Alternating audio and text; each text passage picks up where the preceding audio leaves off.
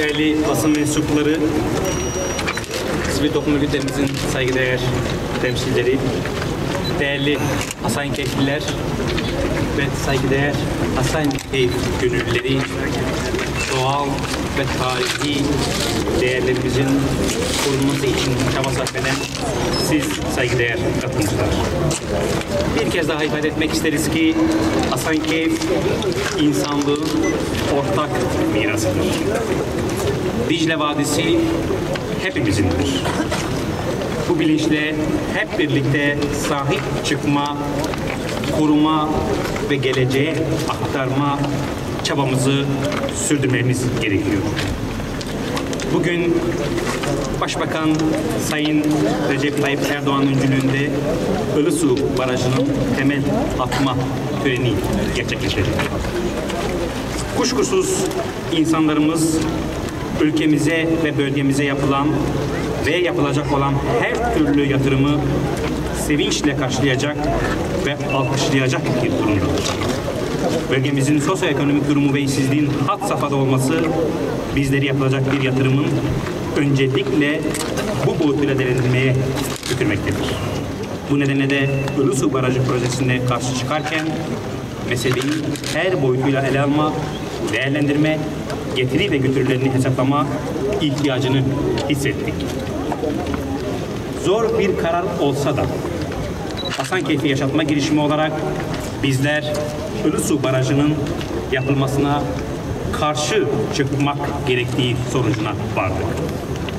Çünkü temelinin atılması planlanan Ilısu Barajı, birinci derece arkeolojik sit alanı olan Hasankeyf'i ve daha birçok kültürel varlığı sular altında bırakacak, bölgenin ekonomik, ekolojik ve sosyo-kültürel yapısı üzerinde onarılmaz tahribatlara açacaktır.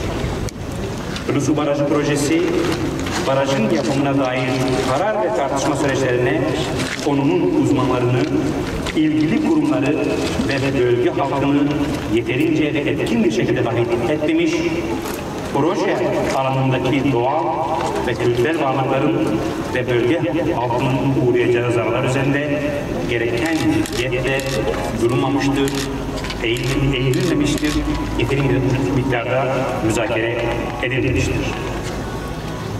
Ilısu Barajı projesi, insan merkezli bir kalkınma anlayışının ürünü değildir. Dünya ölçeğindeki uygulamalar göstermiştir ki, insanı, doğayı ve kültürü merkezine almayan hiçbir kalkınma projesi başarılı olamaz, sürdürülebilir olamaz.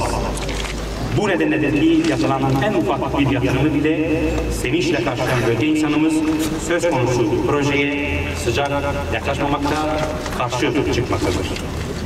İnsan merkezli olmayan kalkınma projelerinin doğaya, insana, kültürel mirasa verdiği tahribatı biz Türkiye ve bölgedeki diğer örneklerinden de bizzat görebiliyoruz. Örneğin yine benzer bir süre sonunda halkın görüşlerine başvurulmadan ve bütün karşı tepkilere rağmen yapılan yatağan termik santralinin yarattığı çevresel kirlilik ve diğer sorunlarla uğraşıyoruz bugün. Samsat çoktan unutulmaya göz tuttu. Halfeti'nin içler arası durumu ise ancak üzüntüyle izleyebiliyoruz. Oysa ki Hasankeyf için, Aloni için hala yapabileceğimiz bazı şeyler var. Hepimizin yapacağı bir şeyler var. Çağdaş uygulamalar ve tartışmalar da göstermektedir ki, baraj yapımı salt enerji üretimi çerçevesinde tartışılmayacak kadar ciddi ve çok yönlü etkileri olan bir proje.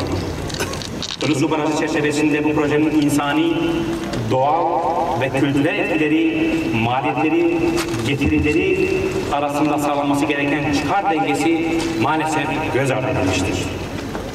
Projenin teknik detayları 1970'li yılların imkanları çerçevesinde belirlenmiş kaleme alınmıştır. Oysa günümüzde arzulanan ekonomik kalkınma ya da enerji üretme hedeflerine daha sağlıklı ve ekonomik yaklaşımlarla çözüm bulmak mümkün hale gelmiştir.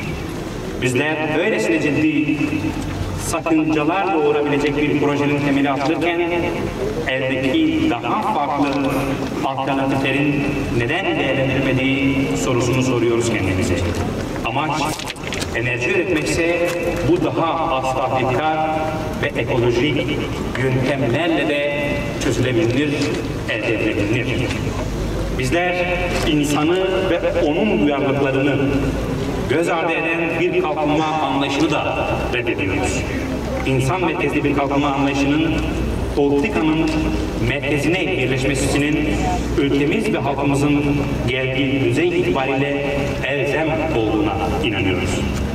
Bu nedenle bugün plansız ve insan merkezli olmayan baraj projelerine imza atanlar, insanlık ve gelecek kuşaklar nezdinde çok büyük bir vebal altına girecek ve bu barajların bölgede birbiriyle yakından ilgili olan kültürel, insani ve ekolojik boyutlardaki tahribatlardan da mesul olacaklardır, sorumlu olacaklardır. Bizler ekonomik ömrü 50-60 yıl olan bir baraj için binlerce yıllık bir tarihin yok edilmemesini, sosyal yapıya ve ekolojik sisteme bu kadar yıkıcı darbeler indirilmemesini istiyoruz. İndirilmemesi gerektiğini düşünüyoruz.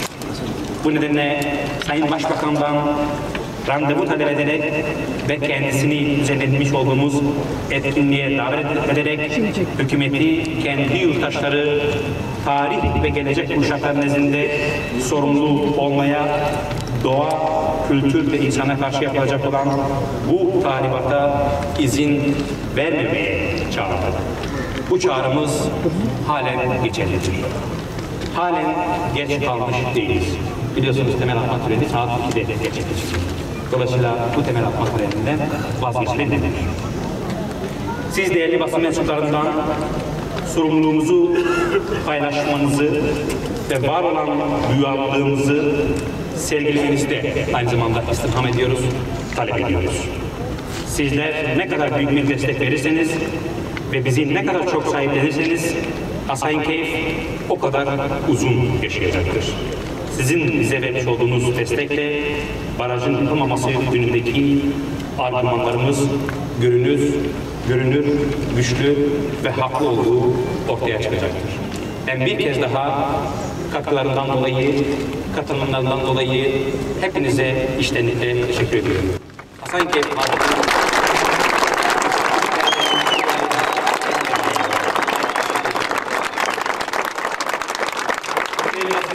eğer sorularınız varsa Hasankeyf Belediye Başkanımız da burada fevkalade önemli bir görüşme gerçekleştirildi delegasyon halinde. Çok önemli takım sonuçlara ulaştık. Başka siz mi açıklarsanız? Ben mi açıklayayım? Peki. Şöyle bir mesaj çıktı görüşmede. Değerli arkadaşlar, Hasankeyf'e ve bütün doğa değerlerimize, kültür değerlerimize ya bugün sahip çıkın ya da Hasankeyf olduktan sonra timsah gözyaşları dökmeyin diye bir mesaj iletmemizi istediler. Tabii bunun hukuki sorumluluğu da açık söylüyorum delegasyon üyelerine ait değildir. Eğer savcılar bir soruşturma falan yapacaklarsa da gidip timsah bulsunlar. Timsah hakkında sorusunu açtılar. Biz sadece elçiyiz, bu mesajı vermemiz istendi. Biz de bu mesajı veriyoruz. Dolayısıyla geç kalmamak için, timsah gözyaşı dökmemek için bir an önce hepimizin daha güçlü bir sesle Hasankeyf'e sahip çıkmamız mesajı çıktı. Görüşmek üzere.